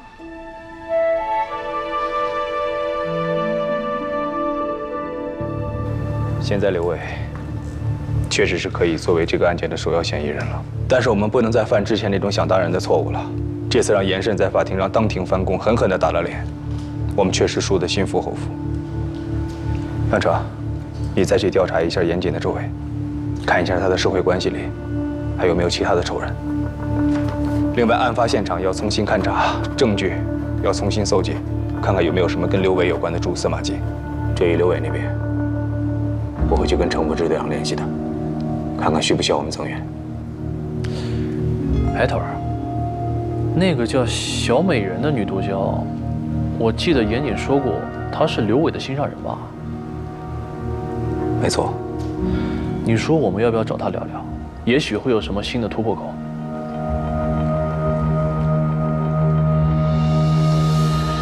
长夜漫漫，重点啊，不得放在最后吗？纪晓，咱们之间发生了太多戏剧性的故事，甚至差一点成了悲剧。但是有故事的两个人，老了以后才有下酒的，不是？对吧？对。那天在法庭上，你说的每一句话，每一个字，甚至每一个表情，我都会铭记一辈子。说重点。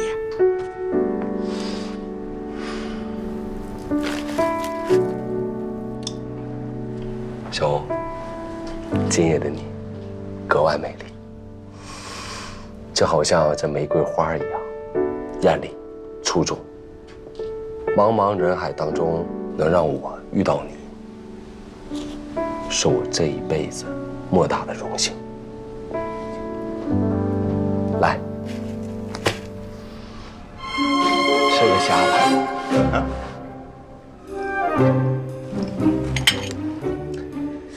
哎，你们也别干瞪眼啊，来吃啊，这虾好，来吃，来，一人一个。来，老婆自己来。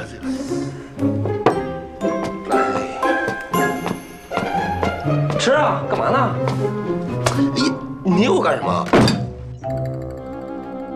哎呀，光顾着说话了啊！敬小欧的酒，咱还没喝呢。来，我敬你一杯。不行啊，咱走2个。来。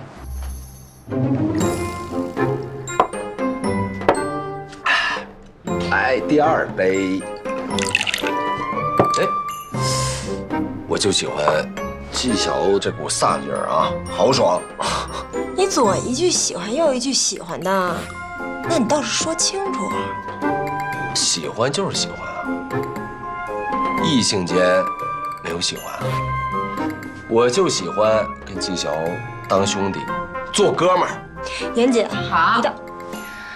既然严总那么欣赏我这个兄弟，那我也得回敬你一个不是？谢谢你刚才对我说的话，既幽默又感人，我这一辈子也不会忘记。这杯敬你，干。一个不行，走2个，咱们俩也算有过命的交情。这白酒不能这么喝。啊，行了，咱们说点正事儿啊。严姐，今晚不许再喝了啊！下午医生给我来电话了，明天一早我要送你去康复中心完成1周的康复治疗。啊，这刚出来又要管老子？哎，我在里头已经把毒戒了，我不去。你现在是身体上的戒断，必须要康复治疗。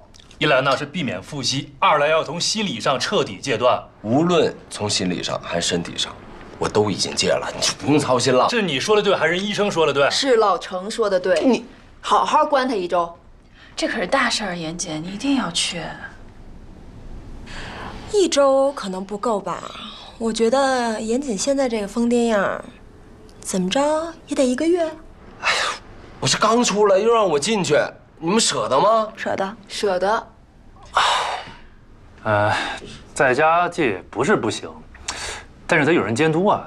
要不这样呗，严慎，你就负责监督你哥呗，封闭式戒毒期。不了，谢谢。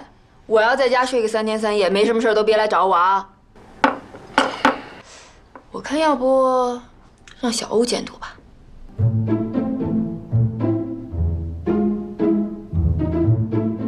我看行。严老板，我们小欧呢可是出生在医生世家，像什么测个血压啊、量个心率啊，这都没有问题。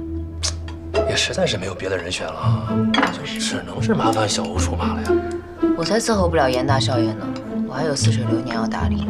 哎呦，似水流年交给我呀，我在休假呢，看个几天没问题。好主意，啊，小欧最合适了呀。对啊。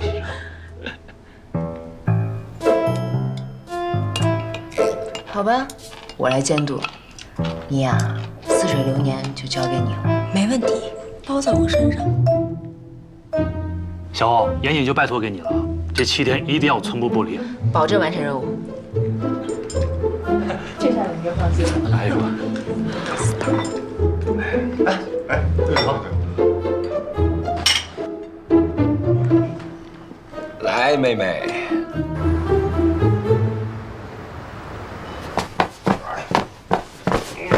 瞅你喝的，你今晚干嘛那么对人纪晓欧啊？我都替你臊得慌。这个效果那就对了，我必须得让他难受、失落，对我痛恨无比。为什么呀？为的就是回头我给他一个大惊喜，这叫欲扬先抑，你懂不懂？你可真是用心良苦啊！方尼亚他们确实是好心，可我这刚出来，花也没有，连个像样的礼物我也没准备，那怎么跟人求爱啊？那是我严谨办的事儿，还求什么爱呀？你直接求婚！求婚，我不得准备钻戒啊？啊，我人生中唯一一个求婚钻戒，那必须得完美。你就不怕人纪晓欧真急了，回头你连求婚的机会都没了？可能吗？那纪晓欧对我什么情感，你又不是不清楚啊。之前那个大风大浪都熬过来了，我就这么一个小小的恶作剧，他就接受不了了，怎么可能？你们太小瞧这个丫头了，她呀，那就是一瓶烈酒。那你这一星期岂不是要遭殃了？怎么可能啊！我这刚出来，那纪晓欧心疼我还来不及呢，还对我下狠手，瞧着。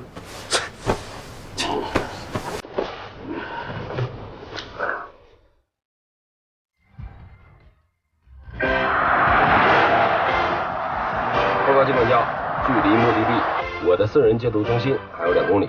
严姐，我可警告你，我是来帮你戒毒的，你最好少给我耍心。遵命。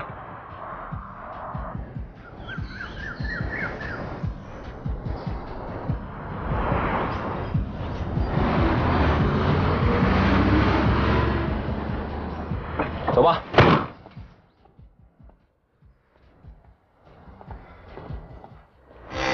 这栋怎么样？环境不错吧？当年我可是跋山涉水找了很多地方，都觉得不满意。最后就是站在这儿，看到远处这片风景，唉，我心一下就化了。你看这明湖多漂亮！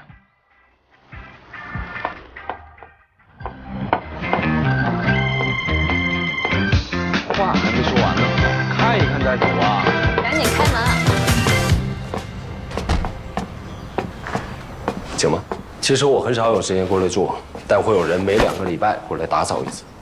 我先声明一下，这个地方没有其他女孩来过，就严慎来过1回。房子这么大，这不是给我添麻烦吗？你躲起来我都找不到你。我不躲啊，我天天围着你，我还来不及呢。干嘛呢？手拿开。那什么，参观一下吧。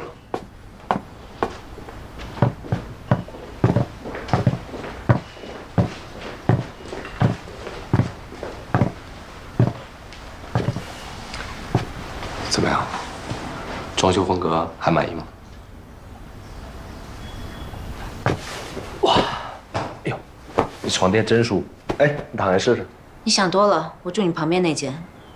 那你怎么监视我？白天我可以监视你，晚上不方便。但是有了这个，我可以随时看到你的画面。纪晓欧，你太丧心病狂了吧？还有没有人身自由啊？不过，就是喜欢被你控制。哎，这干嘛呀？这都录下来了，我有证据能告你耍流氓。好啊，你告啊！你请严胜来给你当律师，我给你掏律师费。那你得对我负责。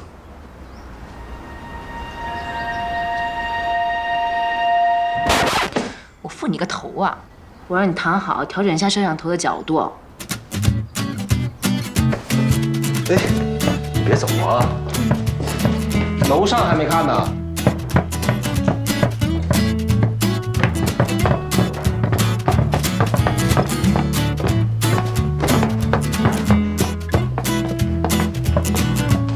小欧，给我拿个雪糕。哎，扔它干嘛？这个你不能吃。这该买的东西我已经在网上下过单了。这7天你必须从生理和心理上彻底戒断，你吃什么做什么都得我说了算。小欧，这是干嘛呀？我让你干嘛就干嘛。站过去。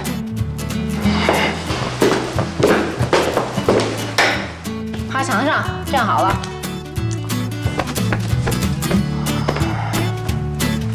喂，这戒毒手机还怎么收啊？全封闭戒毒，听不懂全封闭的意思？转过身。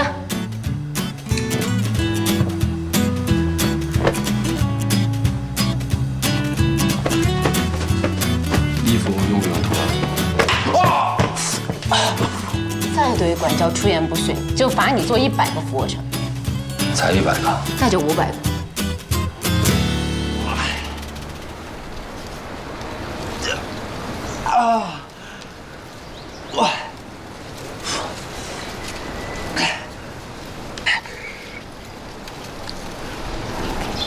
报告机管教，我要休息。这才哪儿到哪儿啊？刚刚谁说才100个？这会儿就虚弱了。哎呀，折腾一天了，我真饿了。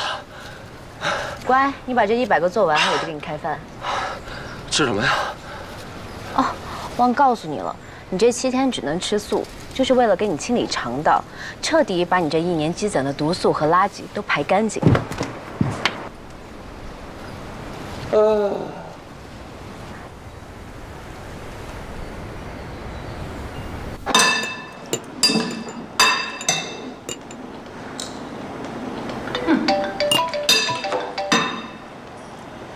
喂，严谨家什么样啊？你多给我发点照片。这严谨家是不是跟比佛利山庄似的？不就是土豪住的大房子吗？有什么好的呀？你不稀罕？我跟老冯去住啊。你都有老冯和孩子了，还惦记什么大别墅？严谨呢？你们俩没在一块儿啊？他洗澡呢。哟，听你这口气，你们俩是发生什么了？哎，就你那脑子里面除了男女之情就没点别的了？我说认真的呢，报复归报复，然后得给人家留点机会。给他机会？你忘了他怎么虐我，怎么当众耍我的？我这个叫礼尚往来，让他看得到摸不到，天天惦记得不到，最毒妇人心。不过我可告诉你啊，你可一定要注意尺度。这女人太强势，男人是会害怕的。我就是这样的人，接受不了就请绕道走。先不跟你说了啊，我回头给你微信。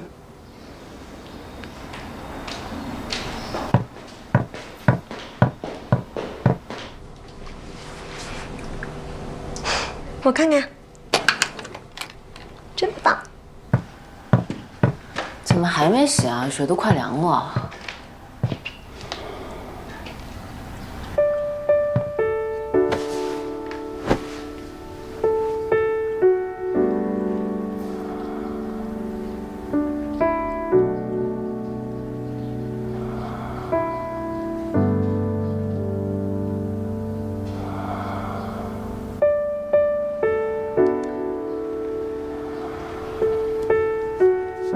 小心看到眼里拿不出来哦。我就是看看你是死是活，别一个不小心被我给练晕过去了。哎呦，你这么一说，我还真有点晕，胸口发闷，浑身无力，呼吸还有点困难。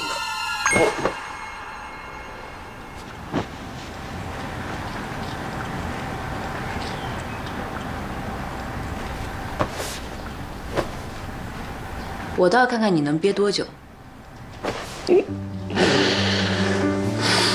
季管教，你想摸就摸呗。我不是想摸你，我只是第一次看到你身上这些疤，有点好奇而已。他们啊，都是我的勋章。你要想听的话，我就一个一个的给你讲。但有个前提，你得陪我洗澡。那你就别洗，10分钟后楼下吃饭，迟到1分钟就收餐。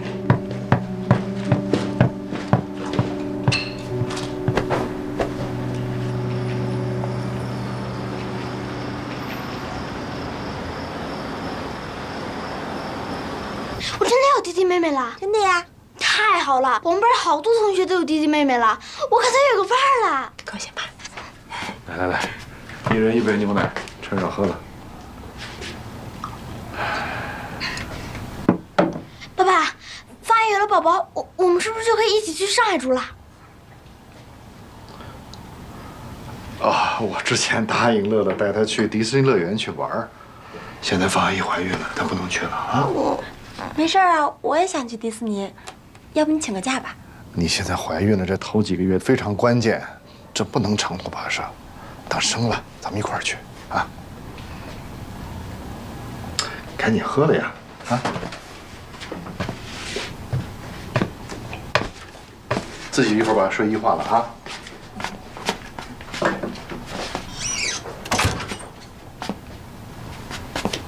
我听刚才乐乐说那话，是因为我怀孕了才一起去上海的。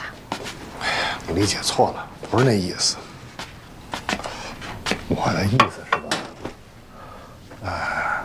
这去了上海，上海的工作机会多嘛，没准我还能找一个好的工作。最主要的是，这上海医疗条件好，我就是想给乐乐看看病。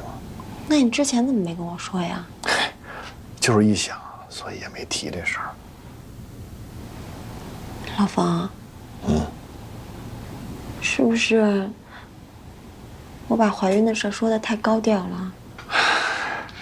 不是那意思，怀孕是好事儿啊，跟大家分享一下，这也是挺好的事儿啊。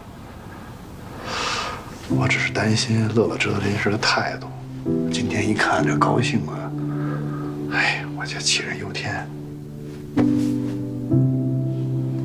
那你想要男孩还是女孩？男孩女孩我都喜欢。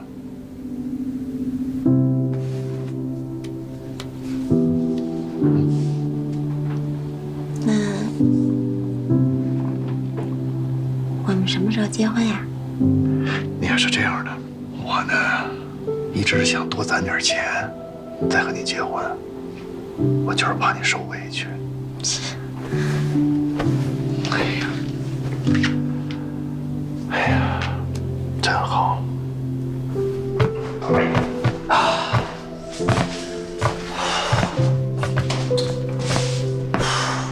你早几点起床？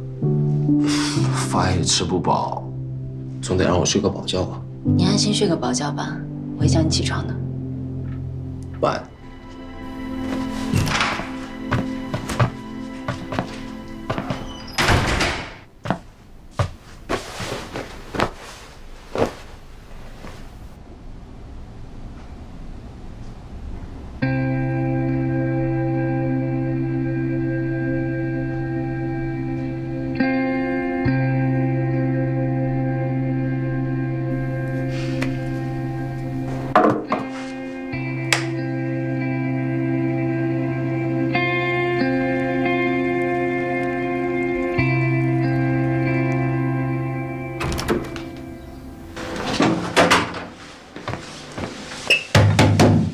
严谨，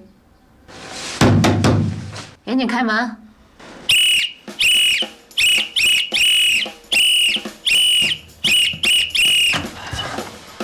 严谨，起床了。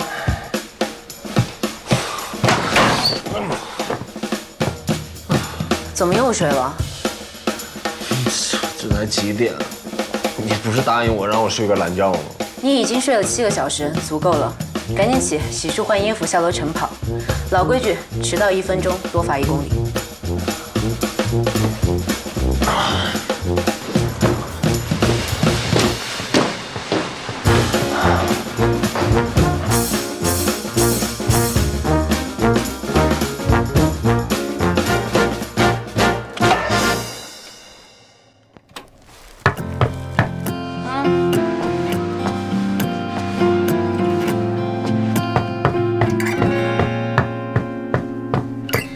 Take my hand in your hand, so I get to know all about you. 才4公里就跑不动了，不觉得给武警丢人呀？ To the other side, I have you in my head, round and round. There is no more to hold, and we can't help but fall in love again. I will protect you. No one can hurt you. What if I become an incredible man? I devote myself to you. 怎么了呀？跑不动了，跑不动了，浑身酸疼。头2天不带这么练的。给你5分钟休息时间。行，我渴了，我去买2瓶水。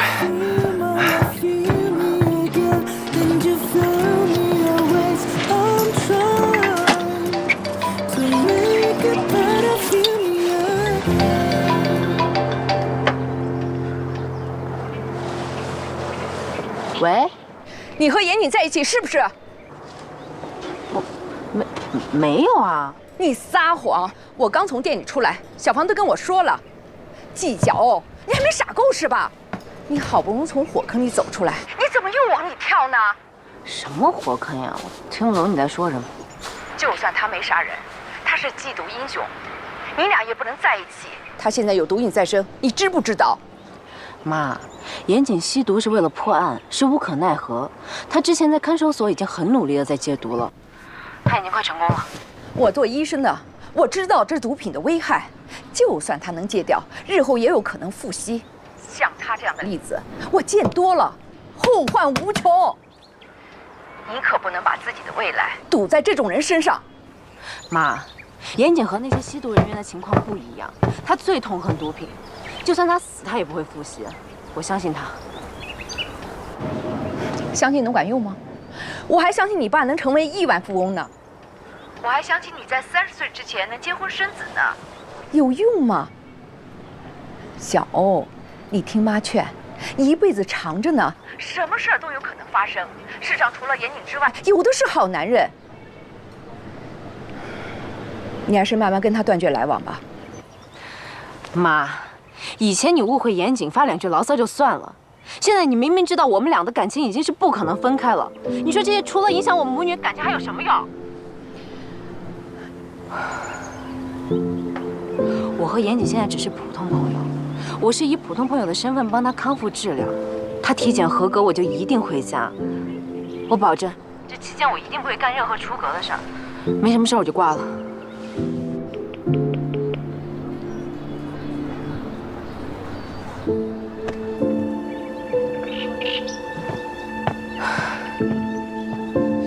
给你。怎么了？没事吗？我没事啊，你休息好了？啊，我现在精神满满。那接着跑吧。是，尽管叫。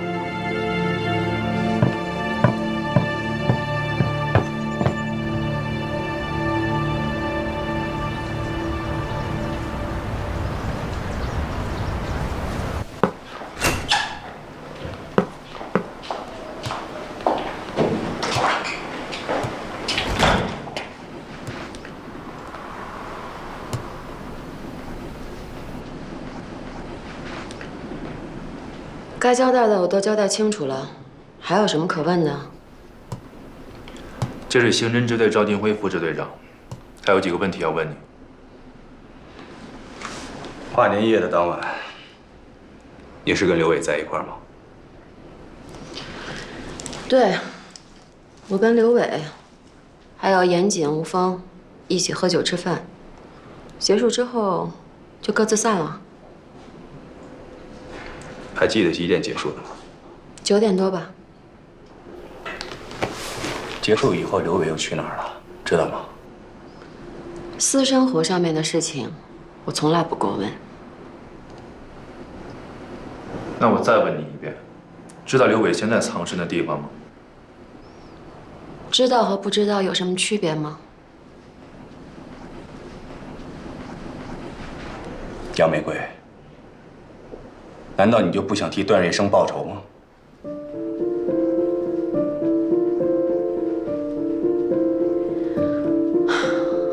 刘伟和段哥，我跟刘伟，我和严谨，我们已经各自偿还了因果报应，没有什么仇可报了。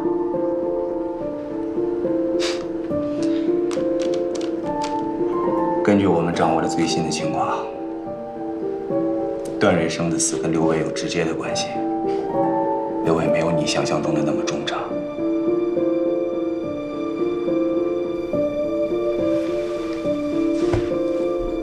杨玫瑰，我劝你和我们积极配合，抓住刘伟，当年的事情就能真相大白。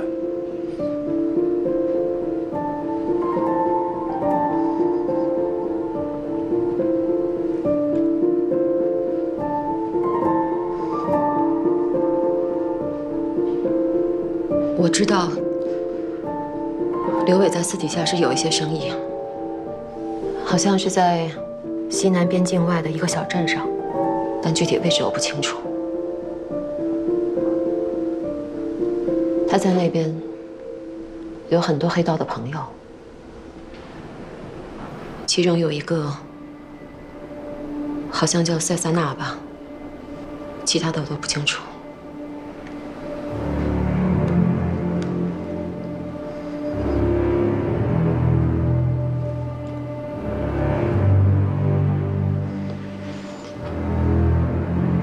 段哥的死真的跟刘伟有关是吗？